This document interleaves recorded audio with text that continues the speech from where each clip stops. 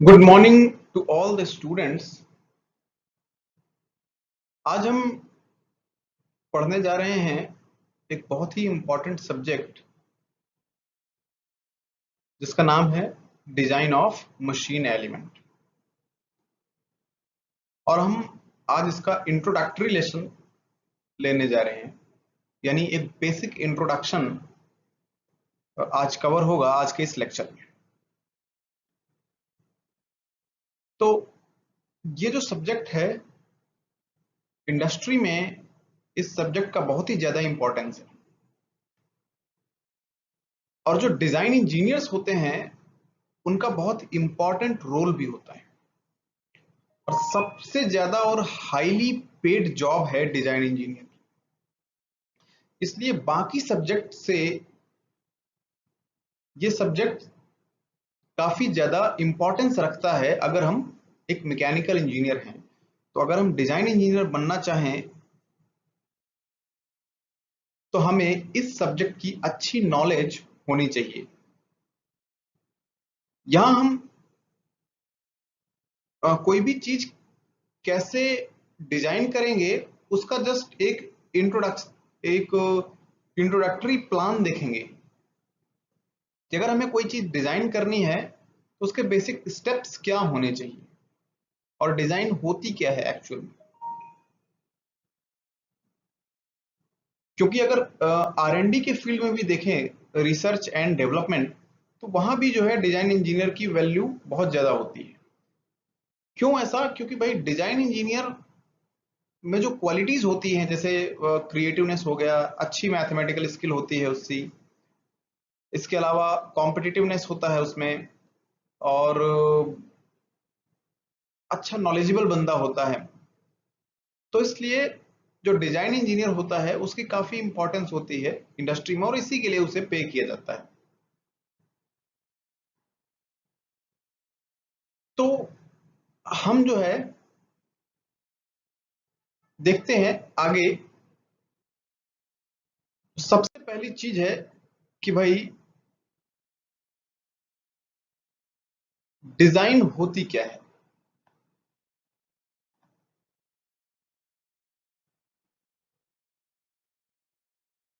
Design क्या होती है?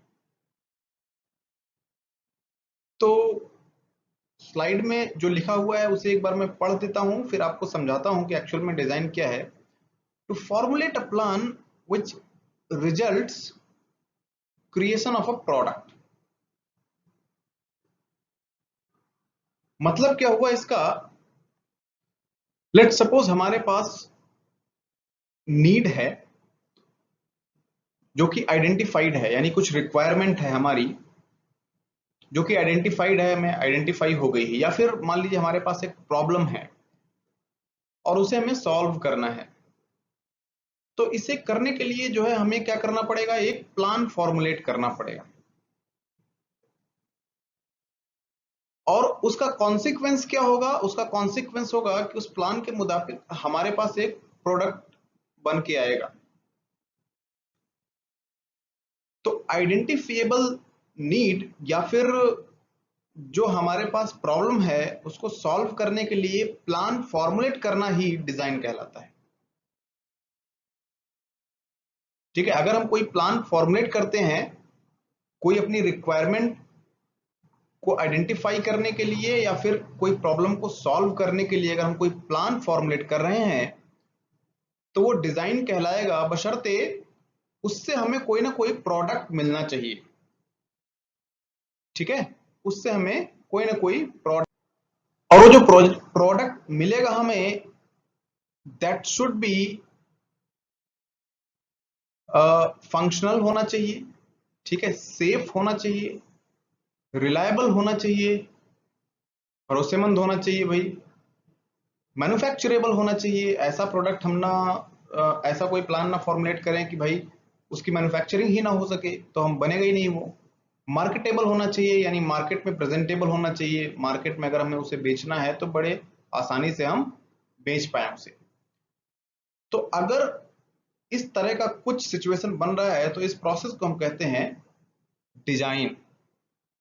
आई think it is clear to you कि भाई कोई आइडेंटिफाइड नीड है या फिर कोई प्रॉब्लम सॉल्व करनी है, तो उसके लिए अगर हम कोई प्लान फॉर्मुलेट कर रहे हैं तो उस प्लान को ही हम क्या कहेंगे, उस प्लान को के फॉर्मुलेशन को हम क्या कहेंगे, डिजाइन। और इसमें जो है एक प्रोडक्ट एक्चुअल में बन के हमें मिलना चाहिए, यानी फिजिकल रियलिटी में एक प्रोडक्ट आना चाहिए, और वो प्रोडक्ट क्या होना चाहिए, फंक्शनल होना चाहिए, यानी काम करे, सेफ होना चाहिए, रिलायबल होना चाहिए, मैन्युफैक्चरेबल होना चाहिए, मार्केटेबल होना चाहिए। ठीक है, अब दूसरे पॉइंट की तरफ बढ़ते हैं। Design is innovative and highly iterative process. Design process is innovative, ये तो आपको पता है, इनोवेशन का मतलब नई चीजें बनाना। ठीक है, तो जो प्रोसेस है वो इनोवेटिव होना ही चाहिए। ठीक है, क्यों? क्योंकि डिजाइन हम तभी करेंगे जब हमारे पास कोई नीड आएगी या फिर कोई प्रॉब्लम होगी हमको, तो अभी तक उसका सोल्यूशन हमको नहीं मिला होगा, तभी उसके लिए हम उसको सॉल्व करने के लिए या फिर उस नीड को फुलफिल करने के लिए कोई प्लान फॉर्मुलेट करेंगे। ऑलरेडी अगर मार्केट में वो है तो उसके लिए फिर वो जाके हम खरीद लाएंगे, हमको अलग से प्लान बनाने की जरूरत, डिजाइन करने की जरूरत नहीं पड़ेगी। तो it should B innovative process. और दूसरा चीज है भाई, इटरेटिव होता है। इटरेटिव, एक बार आपने प्लान फॉर्मुलेट किया, हो सकता है उससे जो प्रोडक्ट बना वो फंक्शनल नहीं हुआ, या फिर उसकी सेफ्टी में कोई प्रॉब्लम है, या फिर प्रोडक्ट बना ही नहीं, तो आपको क्या करना पड़ेगा, दोबारा से प्लान फॉर्मुलेट करना पड़ेगा।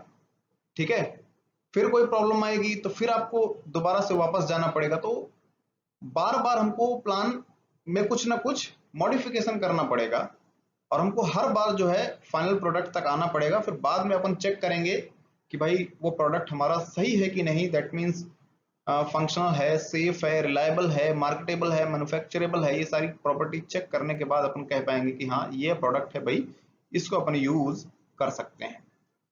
ठीक है, तो अब जाहिर सी बात है, अगर इतनी बार हमको बार बार प्लान बनाना पड़ा तो ये जो है इटरेटिव प्रोसेस होना ही है, क्योंकि एक बार में आपको सक्सेस नहीं मिलती। अगर थॉमस एल्वा एडिसन की कहानी आपको याद हो, तो उसने जो है लगभग 1000 एक्सपेरिमेंट किए थे, लगभग 1200 के आसपास, एक बल्ब बनाने के लिए, है ना। एक बल्ब डिजाइन करने के लिए उसने बहुत सारे एक्सपेरिमेंट्स किए थे, लगभग 1000 या उससे भी ज्यादा।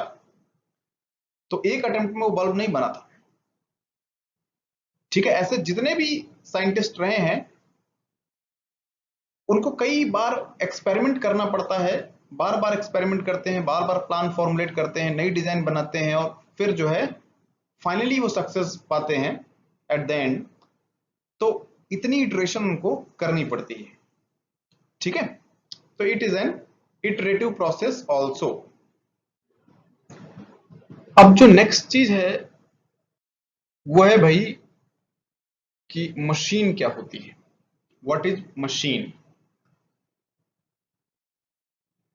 तो machine is defined as a combination of links having defined motion and capable of doing some useful work। ये जो डेफिनेशन है मशीन की, ये हमने जो है थियरी ऑफ मशीन में पढ़ रखी होगी, क्योंकि मशीन डिजाइन हम लास्ट ईयर में पढ़ते हैं, उससे पहले ही अपन थियरी ऑफ मशीन पढ़ चुके होते हैं, तो हमने वहां मैकेनिज्म एंड मशीन दोनों की डेफिनेशन पढ़ी होगी। तो हालांकि मैं एक्सप्लेन कर दे रहा हूं इसको कि भाई it is a combination of links and that link should be rigid और resistant. What is rigid body? ये आपको पता होगा कि भाई ऐसी बॉडीज जो नॉन डिफॉर्मेबल होती हैं, यानी जिसमें अगर हम फोर्स लगाएं तो उनके आकार या आकृति में कोई परिवर्तन ना हो, तो वो रिजिड बॉडी कहलाएंगी।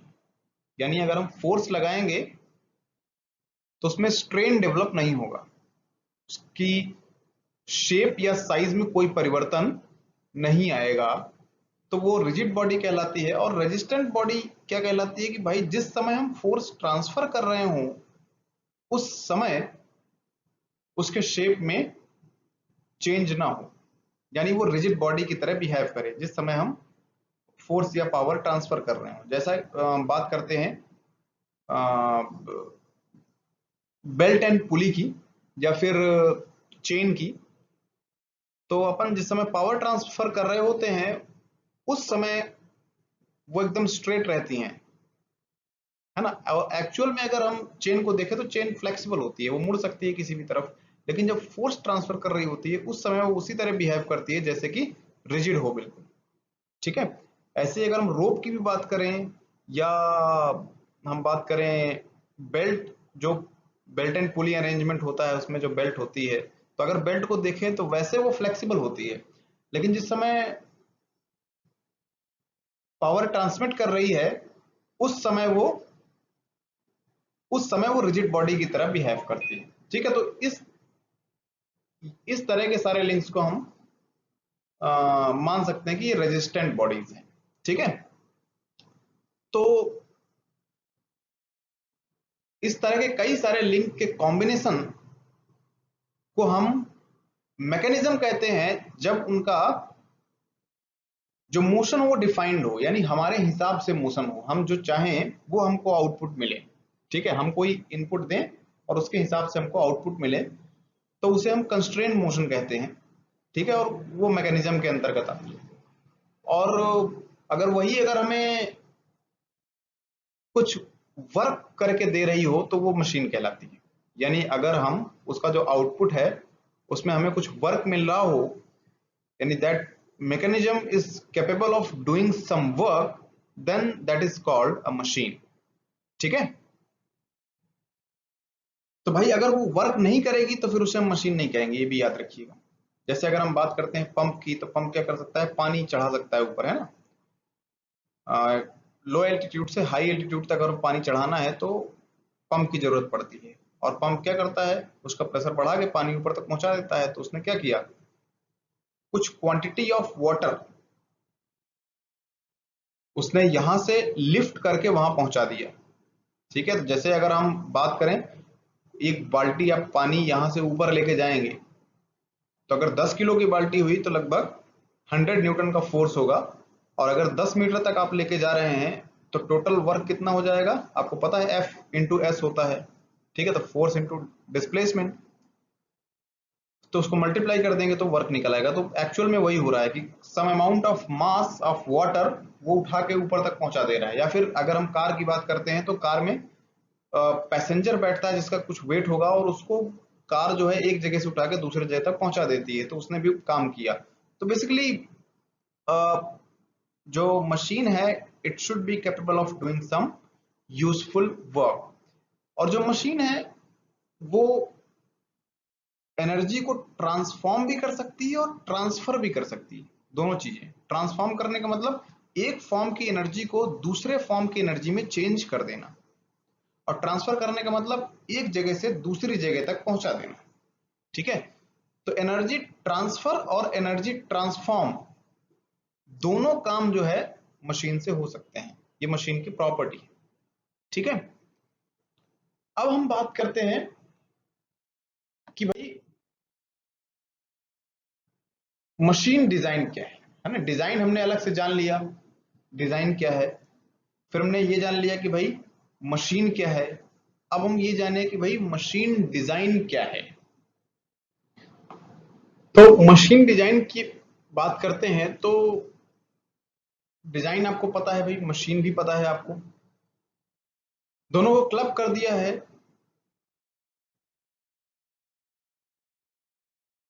तो अगर हमें कोई मशीन बनानी है, ठीक है, क्यों, कोई कार्य करने के लिए, क्योंकि आपको पता है कि मशीन जो है it should be capable of doing some useful work.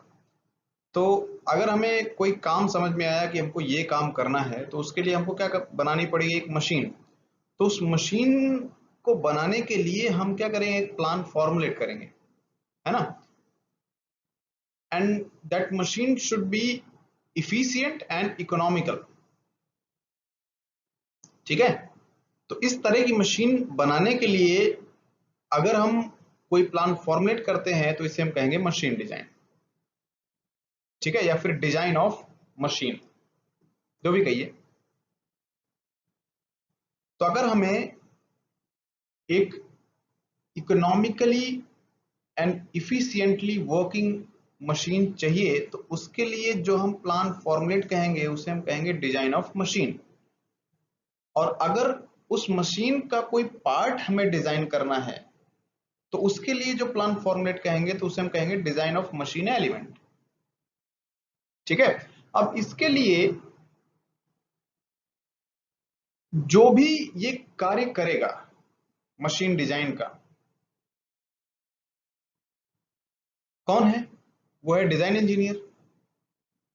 तो उसको बेसिक और इंजीनियरिंग साइंस के बारे में पता होना चाहिए, उसका एप्लीकेशन आना चाहिए। जैसे हम कोई थियरी पढ़ते हैं तो उसे हमें अप्लाई करना आना चाहिए कि हम अप्लाई करेंगे तो भाई उसका जो है क्या यूटिलाइजेशन हो सकता है। ठीक है, फिर दूसरा पॉइंट है one should have knowledge of basic elements of machine. One मतलब दैट डिजाइन इंजीनियर, तो डिजाइन इंजीनियर को जो मशीन एलिमेंट्स होते हैं उनके बारे में पता होने चाहिए। बेसिक मशीन एलिमेंट जैसे बियरिंग हो गई, है ना, नट बोल्ट हो गए, तो ये स्टैंडर्ड आते हैं मार्केट में, तो इनके बारे में उसको पहले से पता होना चाहिए। ठीक, ऐसे बहुत सारे स्टैंडर्ड पार्ट्स हैं एंड स्टैंडर्ड्स एलिमेंट कहेंगे इनको हम, कोई भी मशीन का एलिमेंट। ठीक है, जो डिजाइन इंजीनियर होना चाहिए उसके पास इमेजिनेशन पावर भी होनी चाहिए कि वो इमेजिन कर सके चीजों को। क्यों? क्योंकि वो कोई इनोवेटिव काम करने जा रहा होगा, तो पहले अपने दिमाग में सारी चीजें इमेजिन कर पाए कि भाई हमको ऐसे कर देंगे तो ऐसे हो जाएगा। ठीक है, अगर इमेजिनेशन पावर ही नहीं होगा तो क्रिएटिविटी नहीं आएगी। ठीक है, तो वो कोई नई चीज कभी नहीं बना पाएगा। और जो भी मशीन हम बनाएं वो कस्टमर की नीड को फुलफिल करे, ये इंश्योर करना है। ठीक है, जैसे हम रिक्वायरमेंट लेके आए कहीं से, किसी ने हमसे कहा कि हमको ये चीजें चाहिए। जैसे हम मोबाइल ही बात कर रहे हैं, मोबाइल की ही बात करते हैं, तो मोबाइल में पहले जो है वो बना था केवल कॉलिंग के लिए, बात करने के लिए। बाद में फिर डिमांड बढ़ी कि भाई इसमें ये भी होना चाहिए, ये फीचर भी होना चाहिए, उसका नेट अच्छा होना चाहिए, और उसमें जो है इंटरनेट हम सर्फ भी कर पाए, सोशल मीडिया प्लेटफॉर्म से मैसेजेस भेज पाए, ठीक है, टेक्स्ट कर पाए, कुछ बात लिख के पहुंचा पाए। तो ये सारे फीचर्स फिर धीरे धीरे उसमें ऐड किए गए on the demand of the customer. तो जो भी मशीन एलिमेंट हम डिजाइन करेंगे उसमें इंश्योर करेंगे कि जो भी नीड या डिमांड थी कस्टमर की वो फुलफिल हो रही हो। ठीक है, चलिए आगे बढ़ते हैं। अगर हम क्लासिफिकेशन की बात करें तो भाई तीन तरह से जो है इसको क्लासिफाई किया गया है। पहला है एडॉप्टिव डिजाइन, दूसरा है डेवलपमेंट डिजाइन, और तीसरा है न्यू डिजाइन। तो एडाप्टिव डिजाइन का मतलब क्या हुआ कि हमारे पास कोई ऑलरेडी एग्जिस्टिंग डिजाइन है, उसको हम अडॉप्ट करेंगे और उसमें कुछ माइनर मॉडिफिकेशन करेंगे, यानी लिटिल चेंजेस। उसके कारण जो है वो मशीन में थोड़ा सा परिवर्तन होगा, और इस तरह की जो डिजाइन होती है उसको बेसिकली हम बोलते हैं एडाप्टिव डिजाइन। तो एडाप्टिव डिजाइन के लिए हमको कोई बहुत ज्यादा साइंटिफिक नॉलेज की जरूरत नहीं होती है ना, बहुत ज्यादा हाईली स्किल्ड आदमी चाहिए इसके लिए। एक साधारण वर्कमैन भी ये काम कर सकता है। जैसे आप किसी इंडस्ट्री में काम कर रहे हैं वर्कशॉप पे, तो कोई मशीन जो है से आप कोई काम कर रहे हैं रिपीटेटिव, लगातार रिपीटेटिव नेचर में, तो कई बार आपको ऐसा कुछ आइडिया आता है कि भाई अगर हम इसमें ये अटैचमेंट अलग से लगा दें तो हो सकता है ये हमारा जो है काम जल्दी हो जाए, या उसका अरेंजमेंट कुछ चेंज कर दें। तो आपने किया गया कि जो एग्जिस्टिंग डिजाइन थी उसी में थोड़ा बहुत चेंज कर दिया, तो वो नया चीज बन गया। इस तरह की जो डिजाइन होती है उसको हम कहते हैं एडॉप्टिव डिजाइन। अब दूसरा है डेवलपमेंट डिजाइन। तो इसमें डेवलपमेंट डिजाइन में जो भी डिजाइन इंजीनियर होना चाहिए उसके पास कंसिडरेबल साइंटिफिक नॉलेज होना चाहिए और वो ट्रेनिंग भी, मतलब स्किल भी उसकी अच्छी होनी चाहिए, अच्छी खासी ट्रेनिंग करके आया हो, तभी वो डेवलपमेंट डिजाइन कर पाएगा। क्यों? क्योंकि डेवलपमेंट डिजाइन से हमारा तात्पर्य है, डेवलपमेंट शब्द का मतलब है कि भाई कोई भी हमारे पास चीज है उसको हम अडॉप्ट करेंगे और उसमें कुछ नया बनाएंगे, कुछ नया डेवलप करेंगे। ठीक है, तो इसके लिए हमें जैसे मान लीजिए उसका मटेरियल ही चेंज करना है, पहले कुछ मटेरियल का था, हमको एक नए मटेरियल के बारे में पता चला है, तो हम क्या करेंगे, उस मशीन में जो है कास्ट आयरन की जगह हम स्टील लगा रहे हैं। ठीक, दोनों मटेरियल हमको नोन है, लेकिन मैं एक बात बता रहा हूँ, एग्जांपल दे रहा हूँ कि उसका मटेरियल चेंज कर रहे हो या फिर मेथड ऑफ मैन्युफैक्चरिंग चेंज कर रहे हो। ठीक है, या फिर जो हमारे पास मशीन है, हमको लग रहा है कि वो काफी पुराने मॉडल की हो गई है, अब इसमें जो मशीन आएगी नई उसमें कुछ नए फीचर्स होने चाहिए, है ना, और उसका लुक भी कुछ अच्छा होना चाहिए। तो इस तरह की जो डिजाइन है उसे हम कहेंगे डेवलपमेंट डिजाइन, यानी पूरा का पूरा परिवर्तित हो जाए जो पुरानी मशीन है, लेकिन आइडिया वही हो, बेसिक फंक्शन उसका वही हो, एडिशनल फीचर्स जुड़ जाएं, मटेरियल नया हो जाए या फिर मेथड ऑफ मैन्युफैक्चरिंग चेंज हो जाए, तो इस तरह की जो डिजाइन होगी उसे हम कहेंगे डेवलपमेंट डिजाइन। तीसरा है न्यू डिजाइन। तो न्यू डिजाइन जैसा कि नाम से ही हमको समझ में आ रहा है कि पूरा का पूरा कॉन्सेप्ट ही नया होगा। तो अगर पूरा का पूरा कॉन्सेप्ट नया होगा तो इसके लिए जो डिजाइन इंजीनियर होना चाहिए वो हाईली स्किल्ड, जो उसका एप्टीट्यूड होना चाहिए वो रिसर्च एप्टीट्यूड होना चाहिए, यानी R&D डिपार्टमेंट टाइप का कुछ हो। और इसके बाद साइंटिफिक नॉलेज उसकी बहुत अच्छी चाहिए हमको। क्यों? क्योंकि उसे कुछ क्रिएटिव थिंकिंग करनी है। ठीक है, वो आउट ऑफ द बॉक्स सोच सके, जो चीजें चल रही हैं ट्रेडिशनली उससे अलग बनाने के लिए हमको थोड़ा आउट ऑफ द बॉक्स सोचना पड़ता है, यानी अपने जोन से हट के थोड़ा सोचना पड़ता है। तो उसके लिए जो बंदा होना चाहिए वो हाईली क्रिएटिव होना चाहिए, साइंटिफिक नॉलेज तो होना ही होना चाहिए उसके पास, प्लस उसका जो दिमाग होना चाहिए वो रिसर्च ओरिएंटेड होना चाहिए। तो इस तरह के लोग ही किसी नए आइडिया के बारे में सोच सकते हैं। तो अगर हम कोई डिजाइन कर रहे हैं, किसी मशीन की डिजाइन कर रहे हैं और that machine is completely new in the market, यानी उससे पहले उस आइडिया पे भी कोई काम ना हुआ हो, तो इस तरह के डिजाइन को हम कहेंगे न्यू डिजाइन।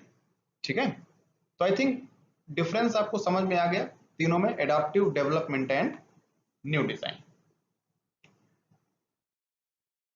अब अपन आगे बढ़ते हैं कि भाई basic procedure of machine design. ठीक है, अगर हमको कोई मशीन एलिमेंट डिजाइन करना है या मशीन डिजाइन करनी है तो उसके लिए जो बेसिक स्टेप्स हैं, बेसिक प्रोसीजर है, वो क्या है?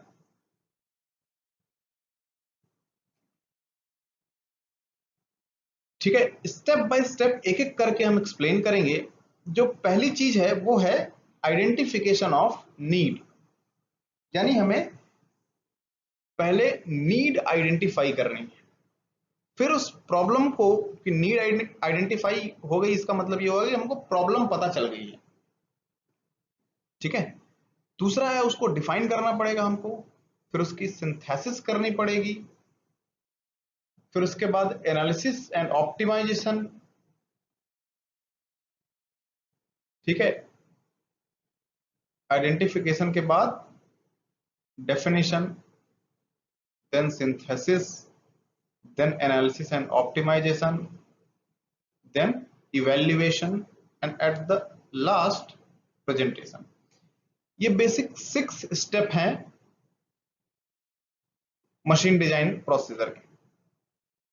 ठीक है, 6 बेसिक स्टेप हैं। अब इसको हम एक एक करके एक्सप्लेन करते हैं। तो पहले हम बात करते हैं कि what is identification of need. तो नीड आइडेंटिफाई करने के लिए पहले हम ये बात कर लेते हैं कि भाई जो हमारे मन में बेसिक प्रश्न है उसमें से ये है कि भाई डिजाइन प्रोसेस क्या है, ये कैसे होता है, डिजाइन इंजीनियर कैसे ये सारी बातें सोच लेता है ना, और इसको हम कैसे इवेलुएट कर पाएंगे कि मतलब जो हमारा प्रोडक्ट है वो सही है या गलत है। तो उसके लिए जो है ये स्टेप बाय स्टेप प्रोसेस बताया गया है। उसी का हम पहला स्टेप डिस्कस करने जा रहे हैं, आइडेंटिफिकेशन। डिजाइन का सबसे पहला स्टेप है ये। अब हमको ये समझ में नहीं आ रहा कि भाई हम नीड आइडेंटिफाई कैसे करें, कि हम आइडेंटिफाई कर कैसे पाएंगे। तो अगर हमको कुछ ऐसी फीलिंग हो अनइजीनेस की, या फिर हमको कुछ ऐसा लगे कुछ ठीक नहीं है, तो वहां से एक नीड निकल के आती है ना। कोई भी चीज अगर हमको, या फिर हम यूं कहें कि अगर हम एडवर्स सिचुएशन में हैं, तो उस सिचुएशन में हमें जो है नीड पता चलती है। एडवर्स सिचुएशन का मतलब क्या हुआ कि सिचुएशन आपके हिसाब से नहीं है, तो आप वहां सोचेंगे कि अगर ये कुछ ऐसा होता तो वहां पे जो है सिचुएशन हमारे फेवर में होती।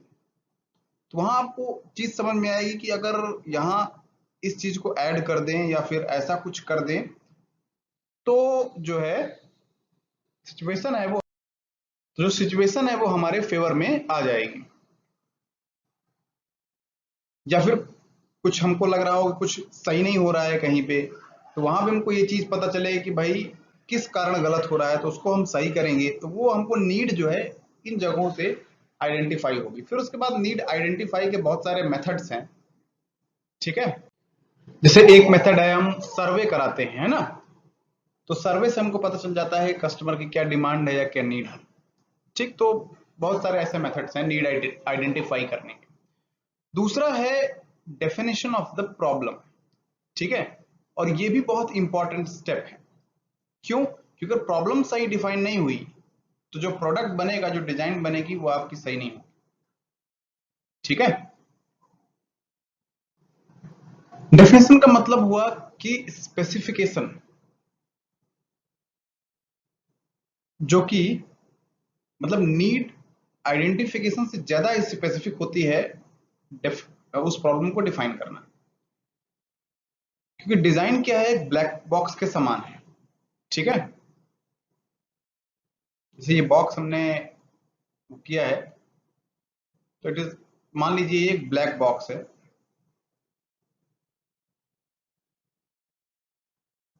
तो ये हो गया डिजाइन। अब इसमें अपने पास कुछ इनपुट है और कुछ आउटपुट बन के आना चाहिए। तो यहां पे क्या होना चाहिए भाई, यहां होनी चाहिए कैरेक्टरिस्टिक्स, वेरिएबल्स, है ना, पैरामीटर्स। तो ये सारी चीजें हमको प्रॉब्लम में डिफाइन करनी पड़ेगी कि what is input, what is output, and input से आउटपुट अचीवमेंट के लिए हमको क्या क्या चीजों की जरूरत पड़ेगी। वही ब्लैक बॉक्स है एक्चुअल में, ठीक है। इसलिए नीड आइडेंटिफिकेशन से ज्यादा स्पेसिफिक हो जाता है प्रॉब्लम डिफाइन करना, ठीक है। अब ये भी एक इटरेटिव प्रोसेस है, आपको पता ही है। तो अगर ये गड़बड़ हो रहा है, यानी प्रॉब्लम डेफिनेशन आपको लग रहा है कुछ गड़बड़ है, तो फिर से हम नीड आइडेंटिफाई करेंगे, दोबारा से नीड आइडेंटिफाई करेंगे। क्योंकि आइडेंटिफिकेशन में ही फिर हमारे कुछ प्रॉब्लम है, हम सही से आइडेंटिफाई नहीं कर पाए हैं। तो जो हमारी प्रॉब्लम है वो सही से क्रिएट नहीं हो पा रही, डिफाइन नहीं हो पा रही। तो हमको लग रहा है कि प्रॉब्लम सही से डिफाइन नहीं हो पा रही, तो हमको वापस से ऊपर जाके दोबारा से नीड आइडेंटिफाई करनी पड़ेगी प्रॉपर। फिर हम प्रॉब्लम डिफाइन करेंगे, फिर आगे बढ़ेंगे। तो जो तीसरा स्टेप है वो है सिंथेसिस। तो इस स्टेप में क्या होगा कि ऑलरेडी हमने प्रॉब्लम डिफाइन कर ली है, तो हमको एक सुइटेबल मैकेनिज्म चाहिए, ठीक है, उसके लिए। मतलब ये हुआ कि यहां हम मैकेनिज्म्स प्रपोज करते हैं बहुत सारी, यानी कि यहां पर हम कॉन्सेप्ट डिजाइन करते हैं उस प्रॉब्लम को सॉल्व करने के लिए। ठीक है, तो ये कॉन्सेप्ट डिजाइन टाइप का प्रोसेस हो गया सिंथेसिस। वेरियस मैकेनिज्म्स हैं हमारे पास कि इस मेथड से भी हो सकता है, इस मेथड से भी हो सकता है, इस मैकेनिज्म से भी हो सकता है, तो ये सजेस्ट करना ही सिंथेसिस कहलाता है। ठीक है, उसके बाद जो है नेक्स्ट स्टेप है एनालिसिस। अब जितनी भी मैकेनिज्म्स हमारे पास आई उन सबको अपन एनालाइज करेंगे।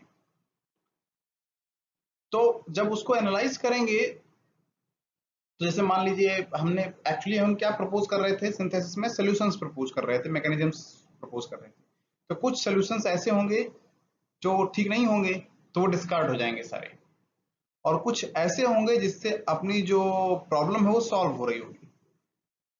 ठीक है, तो उन मैकेनिज्म्स की एनालिसिस करके हम सारे पॉसिबल सॉल्यूशंस एक जगह इकट्ठे कर लेंगे, ये कहलाया एनालिसिस।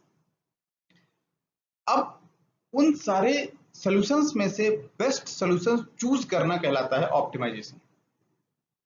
ठीक है, जितने सॉल्यूशंस थे हमारे पास उसमें से जो बेस्ट होगा या जो बेस्ट सॉल्यूशंस होंगे, हो सकता है केवल एक सॉल्यूशन हो या हो सकता है दो या तीन हो, तो वो सारे सॉल्यूशंस जो है अपन चूज करेंगे उसको कहेंगे अपन ऑप्टिमाइजेशन। ठीक है, तो यहां तक कि जितनी भी प्रोसेस है ये सब कैसी है, इटरेटिव प्रोसेस है। क्यों कि मान लीजिए हमारी प्रॉब्लम सही डिफाइन नहीं हुई तो हम कभी भी सिंथेसिस नहीं कर पाएंगे, हम सॉल्यूशन सोच ही नहीं पाएंगे अगर प्रॉब्लम सही डिफाइन नहीं है। तो अगर सिंथेसिस नहीं हो पा रही है इसका मतलब क्या हुआ कि हमको वापस से प्रॉब्लम डिफाइन करनी पड़ेगी। ठीक है, और अगर उससे भी बात नहीं बन रही है तो हमको दोबारा से जाके नीड आइडेंटिफाई करनी पड़ेगी, फिर से प्रॉब्लम डिफाइन करनी पड़ेगी, तब सिंथेसिस करेंगे। ऐसे ही एनालिसिस एंड ऑप्टिमाइजेशन है। जो भी हमने सॉल्यूशंस दिए हैं वो हो सकता है सारे डिस्कार्ड हो जाएं, एक भी सेलेक्ट ना हो, तो हमको दोबारा सिंथेसाइज करना पड़ेगा और बहुत सारे सॉल्यूशंस प्रपोज करने पड़ेंगे। ठीक है, या हो सकता है कि जो डेफिनेशन ऑफ प्रॉब्लम है उसी के हिसाब से हमने सिंथेसिस दिया है वही सही ना हो, तो जो हमारी सिंथेसिस है वो कभी उसका एनालिसिस में जो भी आप प्रपोज करेंगे वो हमेशा डिस्कार्ड हो जाएगी। तो हमको क्या करना पड़ेगा, दोबारा से प्रॉब्लम डिफाइन करनी पड़ेगी। अगर उससे भी बात नहीं बनी तो हमको फिर से नीड आइडेंटिफाई करना पड़ेगा,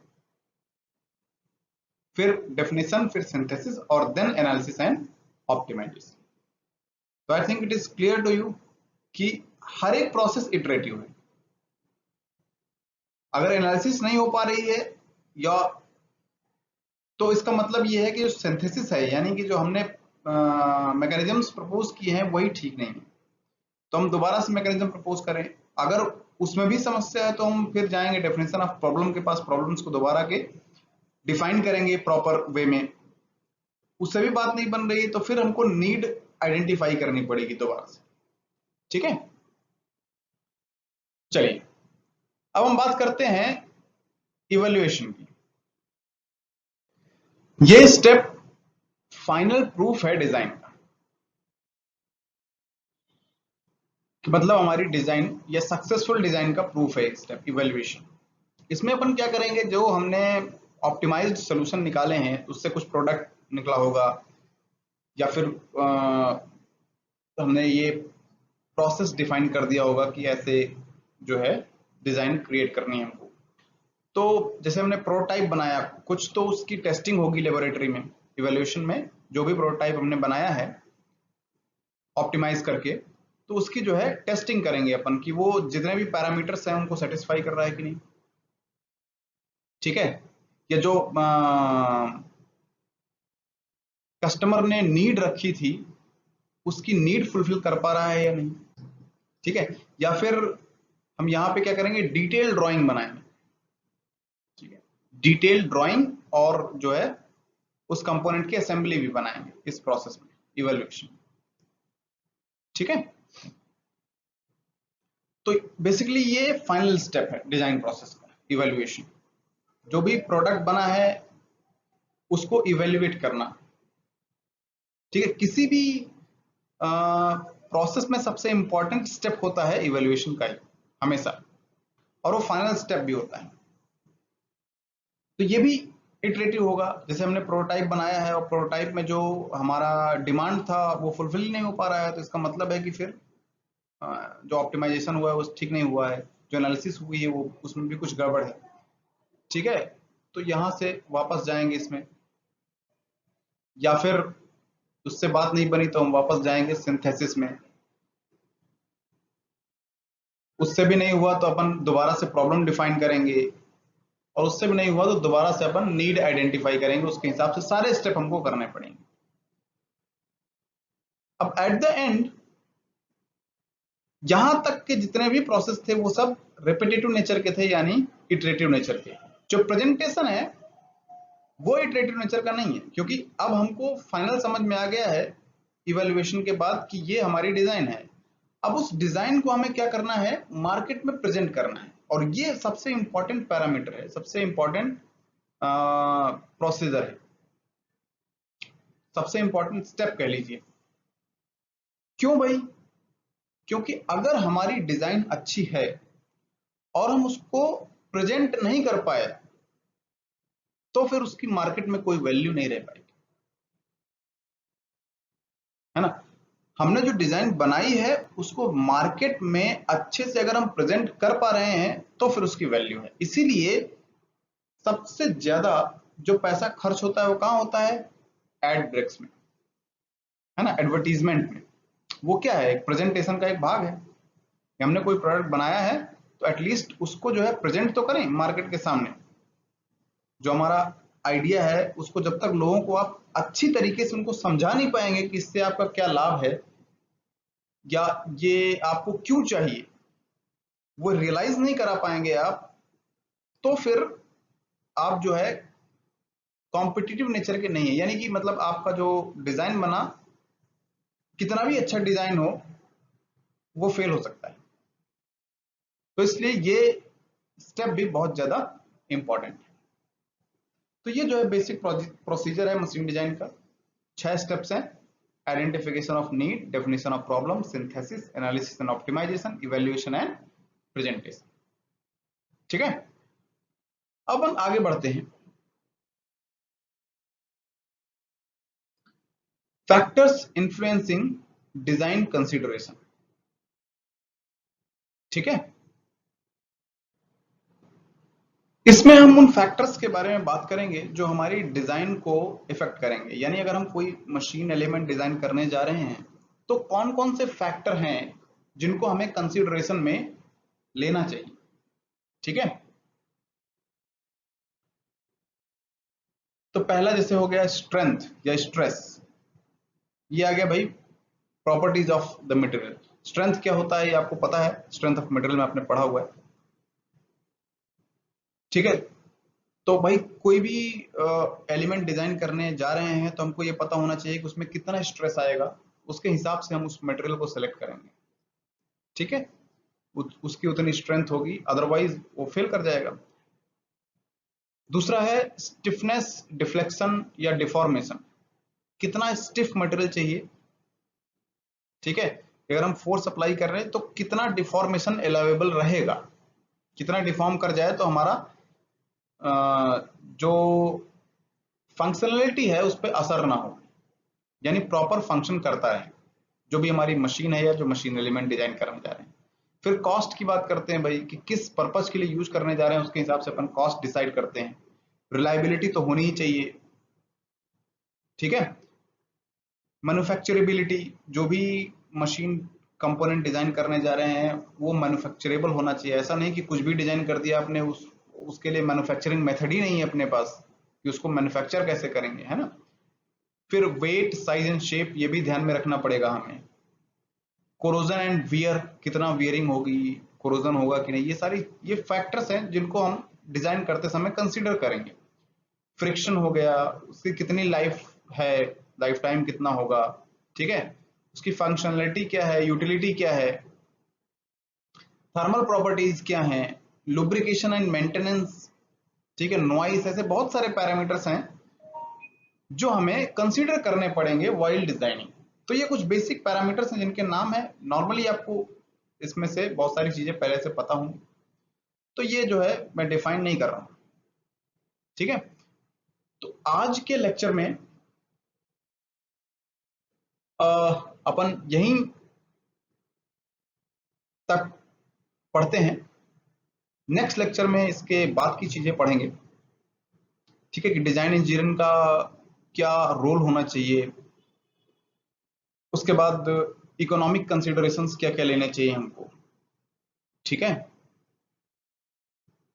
और उसके बाद फिर अपन बेसिक जो है मशीन डिजाइन के प्रोसेस में एंट्री मारेंगे। तो ये एक इंट्रोडक्टरी लेक्चर टाइप का है, हालांकि ये पूरा थियोरेटिकल था, थोड़ा बोरिंग है, बट नेवरदलेस आगे जो है अपन जैसे जैसे आगे बढ़ेंगे तो सब्जेक्ट काफी इंटरेस्टिंग है। बेसिक्स आपको पता होने चाहिए कि भाई वो सब्जेक्ट जो है ओरिजिनेट कहां से हुआ है, क्या उसकी जरूरत पड़ी, क्यों जरूरत पड़ रही है, तो ये सारी चीजें आपको पता होनी चाहिए, इसलिए जो है ये पार्ट कवर करना जरूरी है। So thank you.